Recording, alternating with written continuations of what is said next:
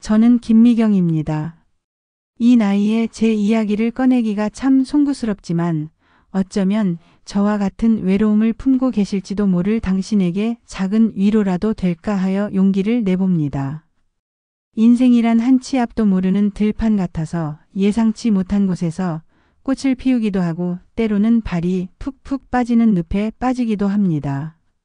제 삶이 꼭 그랬습니다. 저는 올해 58입니다.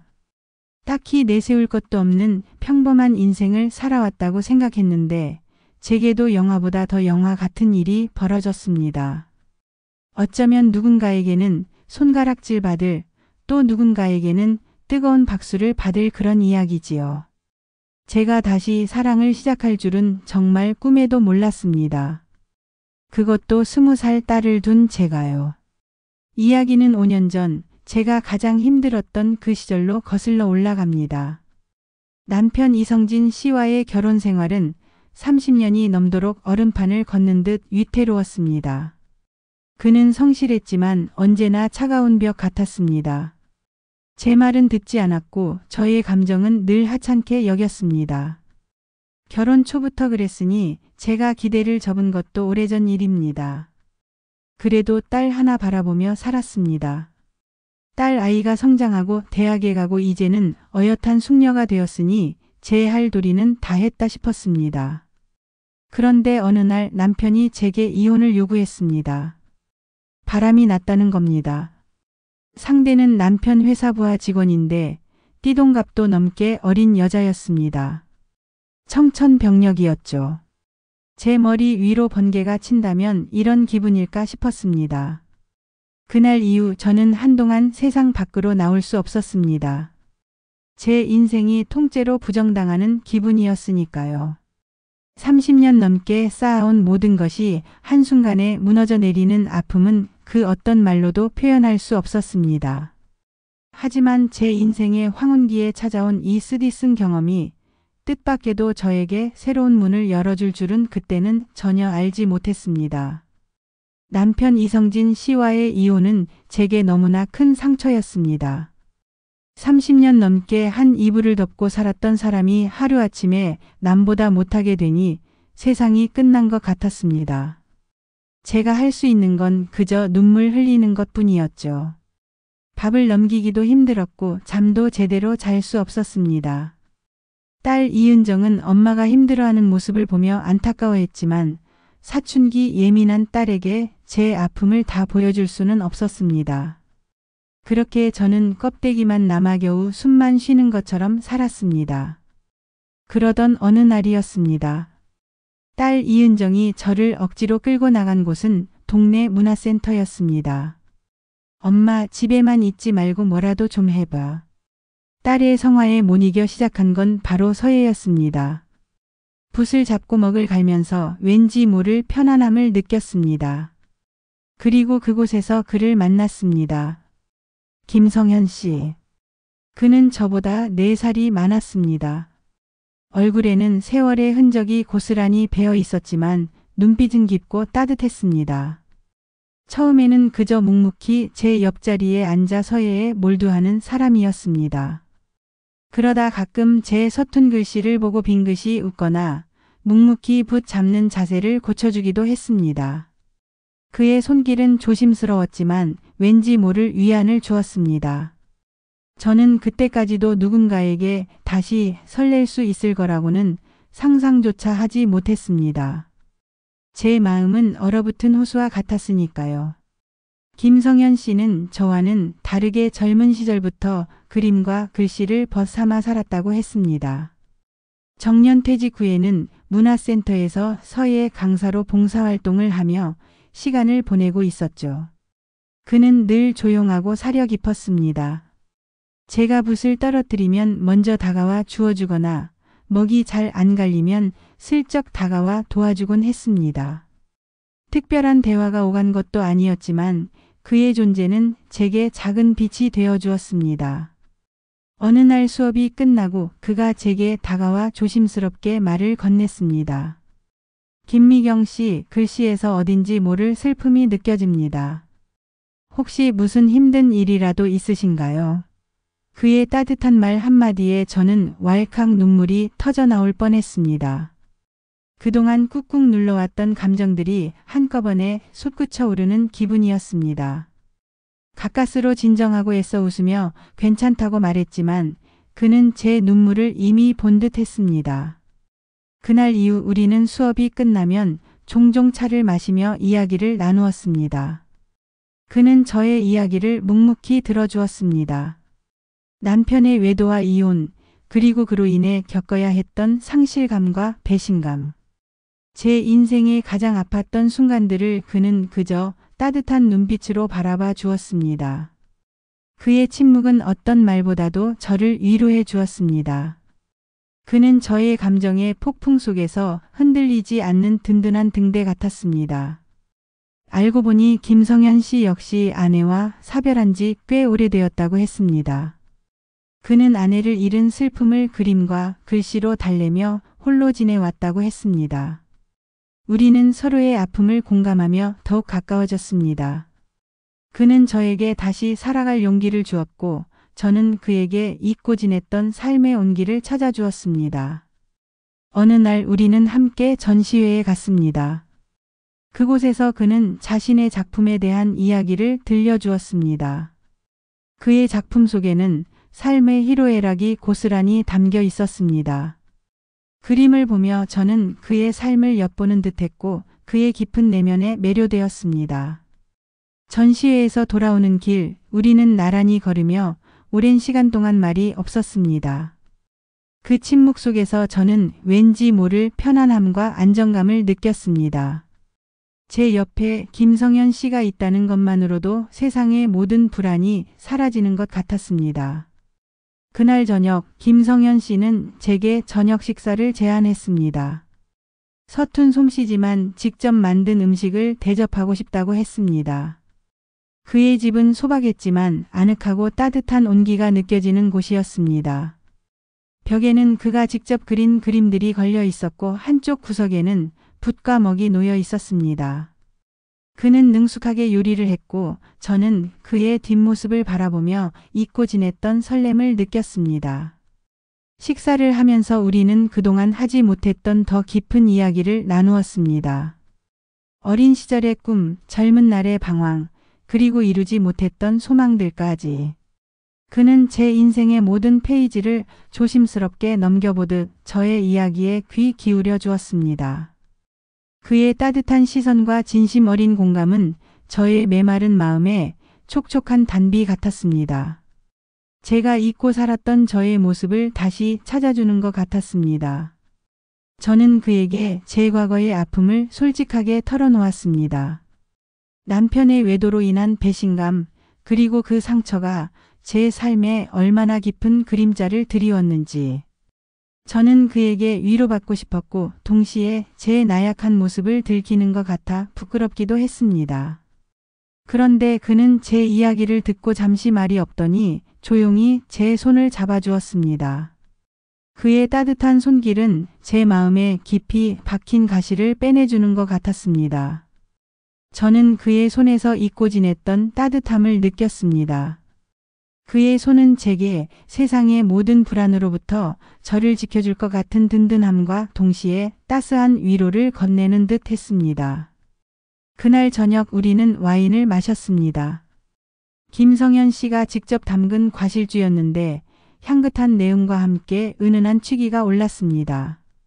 술기운 때문인지 아니면 그의 따뜻한 눈빛 때문인지 제 심장은 오랜만에 요동치기 시작했습니다. 그는 제게 조심스럽게 다가왔습니다. 미경 씨, 저는 당신을 처음 만났을 때부터 뭔가 특별한 인연이라는 걸 느꼈습니다. 저는 그의 말에 아무 대답도 할 수 없었습니다. 그저 그의 눈빛 속으로 빠져들 뿐이었습니다. 그는 제 손을 잡았습니다. 그의 손은 따뜻했고 그의 체온이 제 마음속으로 스며드는 것 같았습니다. 우리는 아무 말 없이 서로를 바라보았습니다. 세상의 모든 소리가 사라지고 오직 우리 둘만이 존재하는 것 같았습니다. 그의 얼굴이 제 얼굴에 가까워지고 그의 숨결이 제 뺨을 스쳤습니다. 저는 눈을 감았습니다. 그리고 그의 입술이 제 입술에 닿았습니다. 그의 키스는 조심스러웠지만 뜨거웠습니다. 저는 그의 품에 안겨 수십 년 만에 느껴보는 낯선 설렘과 함께 잊고 지냈던 사랑의 감정을 온몸으로 느꼈습니다. 제 마음속 깊은 곳에 잠들어 있던 감정들이 마치 활화산처럼 터져 나왔습니다. 저는 그의 품 안에서 울었습니다. 슬픔과 기쁨 그리고 감사함이 뒤섞인 눈물이었습니다. 그는 제 눈물을 닦아주며 저를 더욱 강하게 안아주었습니다. 그날 밤 우리는 함께 밤을 보냈습니다. 저는 그의 품에서 오랜만에 깊은 잠을 잘 수 있었습니다. 그의 존재는 저에게 단순한 사랑을 넘어선 영혼의 안식처 같았습니다. 그의 숨결, 그의 심장 소리, 그의 체온 모든 것이 저에게는 더없이 따뜻한 위안이었습니다. 다음 날 아침 저는 그의 품에서 깨어났습니다. 창밖에서는 새들이 지저귀고 따스한 햇살이 방 안을 가득 채웠습니다. 저는 그의 얼굴을 한참 동안 바라보았습니다. 그의 깊은 눈매와 부드러운 미소는 어젯밤의 꿈 같은 시간을 현실로 만들어 주었습니다. 저는 그의 손을 잡았습니다. 그의 손은 제 손을 따뜻하게 감싸 안았습니다. 우리는 함께 아침 식사를 준비했습니다. 간단한 토스트와 커피였지만 그 어떤 진수성찬보다 맛있었습니다.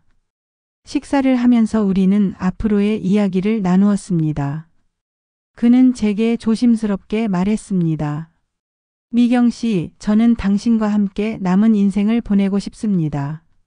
그의 말에 저는 눈물이 핑 돌았습니다. 이런 말을 들을 수 있을 거라고는 상상조차 하지 못했으니까요. 저는 그의 손을 잡고 고개를 끄덕였습니다. 문제는 그때부터였습니다. 저희 두 사람의 뜨거운 사랑은 행복했지만 현실은 차가웠습니다. 딸 이은정은 제가 김성현 씨와 함께 있다는 것을 알고 큰 충격을 받았습니다.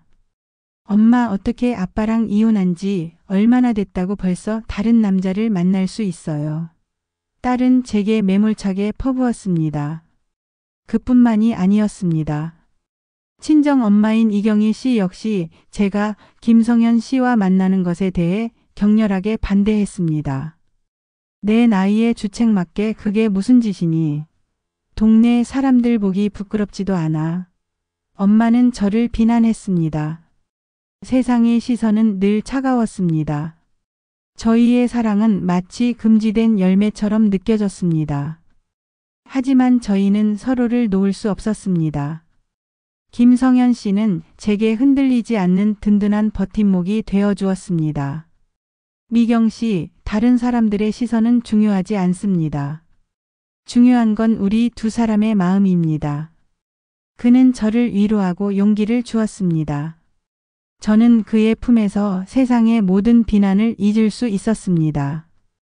우리는 조용히 재혼을 준비했습니다. 주변 사람들에게 알리지 않고 오직 우리 둘만의 결혼식을 올리기로 했습니다. 청첩장을 만들고 결혼반지를 고르고 우리는 조용히 행복한 미래를 꿈꿨습니다. 모든 것이 순조롭게 진행되는 듯 했습니다. 그런데 결혼식을 일주일 앞둔 어느 날 예상치 못한 일이 벌어졌습니다. 결혼식 일주일 전 청천벽력 같은 소식이 들려왔습니다. 김성현 씨가 갑작스럽게 쓰러졌다는 연락이었습니다. 저는 한달음에 병원으로 달려갔습니다. 그는 중환자실에 누워 있었습니다. 의사는 그가 뇌출혈로 쓰러졌으며 깨어날 가능성이 희박하다고 말했습니다. 저는 그의 침대 옆에 주저앉아 하염없이 눈물만 흘렸습니다. 이제 막 시작하려는 우리의 행복이 이렇게 허무하게 끝날 수도 있다는 사실이 믿어지지 않았습니다. 저는 그의 손을 잡고 밤새도록 기도했습니다. 제발 그를 살려달라고 빌었습니다. 그리고 기적처럼 그는 의식을 되찾았습니다. 하지만 그의 왼쪽 몸은 마비되었고 말도 제대로 할 수 없게 되었습니다. 그는 제게 미안하다는 눈빛을 보냈습니다. 저는 그의 손을 잡고 괜찮다고 말했습니다. 병원 생활은 힘겨웠습니다. 김성현 씨는 재활치료를 시작했지만 그 과정은 고통스러웠습니다. 저는 그의 곁에서 간병을 했습니다. 대소변을 받아내고 몸을 닦아주고 식사를 챙겨주는 일은 쉽지 않았습니다. 하지만 저는 단 한 번도 후회하지 않았습니다. 그가 제 곁에 있다는 것만으로도 저는 감사했습니다. 딸 이은정은 처음에는 저에게 냉담했습니다. 하지만 병원에서 힘들어하는 저와 김성현 씨를 보며 조금씩 마음을 열기 시작했습니다. 엄마 힘들면 이야기하세요. 제가 도울게요. 딸의 말에 저는 또다시 눈물을 흘렸습니다. 친정 엄마 이경희 씨 역시 제 곁에서 저를 위로해 주었습니다. 미경아, 내가 행복하면 됐지. 내 마음대로 살아라. 엄마의 따뜻한 말 한마디는 제게 큰 힘이 되었습니다. 김성현 씨는 재활치료를 통해 조금씩 회복되어 갔습니다. 그는 다시 그림을 그리기 시작했습니다. 서툰 손으로 붓을 잡고 그림을 그리는 그의 모습은 제게 큰 감동을 주었습니다. 그의 그림 속에는 삶에 대한 강한 의지와 저에 대한 사랑이 담겨 있었습니다. 저희는 결국 결혼식을 올리지 못했습니다. 하지만 저희는 서로의 배우자가 되어 함께 살고 있습니다. 결혼식이라는 형식은 중요하지 않았습니다. 중요한 건 우리 두 사람의 마음이었습니다. 우리는 매일 아침 함께 산책하고 함께 그림을 그리고 함께 요리를 하며 소박하지만 행복한 삶을 살고 있습니다. 사람들은 저희를 보고 주책이라고 손가락질할지도 모릅니다. 하지만 저는 후회하지 않습니다. 제 인생의 황혼기에 찾아온 김성현 씨는 제게 두 번째 삶을 선물해 주었습니다. 그는 저의 아픔을 보듬어주고 저에게 다시 살아갈 용기를 주었습니다. 인생의 황혼기에 찾아온 사랑은 어쩌면 더 간절하고 더 뜨거운지도 모릅니다. 저희는 서로에게 의지하며 남은 인생을 함께 걸어갈 것입니다. 서로의 부족함을 채워주고 서로의 아픔을 보듬어주면서 말입니다. 여러분은 어떠신가요? 혹시 지금 외로움에 힘들어하고 계신가요? 아니면 당신의 인생에도 아직 꽃을 피우지 못한 씨앗이 남아있지는 않나요? 삶은 끝없이 변하고 새로운 기회는 언제든 찾아올 수 있습니다. 여러분의 삶에도 뜻밖의 행복이 찾아오기를 진심으로 바랍니다.